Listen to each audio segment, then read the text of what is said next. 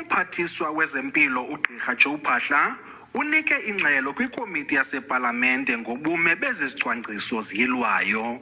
Uthi uluntu lunikwe ithuba elongezeleleke ngeveki ukuba liphefumle.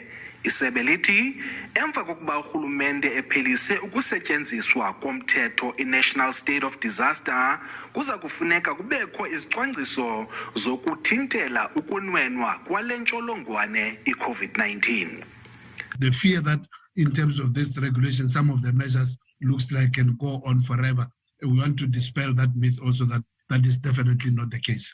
Ezi zicwangciso ziyilwayo zindulula ukuba umntu orhanelwa ukuba unale ntsholongwane ahlolwe, kwaye abo banale ntsholongwane banyanzeliswe ukuba bachachele endlini.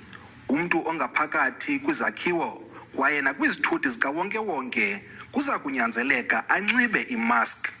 Abo basuka kumanye amazwe angaphandle kuza kunyanzeleka ukuba bavelise iphepha elixela ukuba bagonyiwe okanye umntu uthathe uhlolo iintsuku ezintathu phambi kokuba angene kweli. Likhulu lwabantu eliza kuvumeleka emingcwabeni, kwaye ezinye iindibano zivumeleke ukuba zigcwalise isiqingatha sesakhiwo okanye abantu abalikhulu ngaphakathi okanye abangama2,000 ngaphandle. Amagosa ezempilo angavalelwa ukuba akagonywanga, kodwa banelungelo lokufumana igqwetha lokubakhusela. Amanye amaqela ezopolitiko akahambisani nezi zindululo.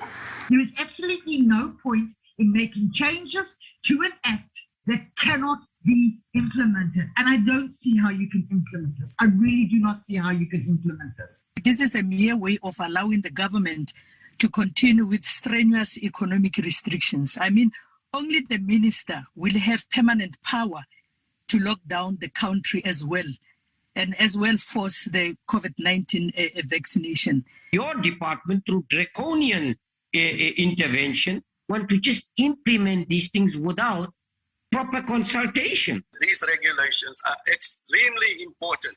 There must be, every single country must have in place regulations to manage notifiable diseases.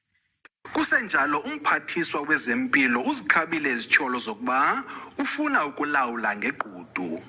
Uluntu ngokubanzi lunethuba lokuphefumla ngezindululo de uLwesihlanu wale veki izayo.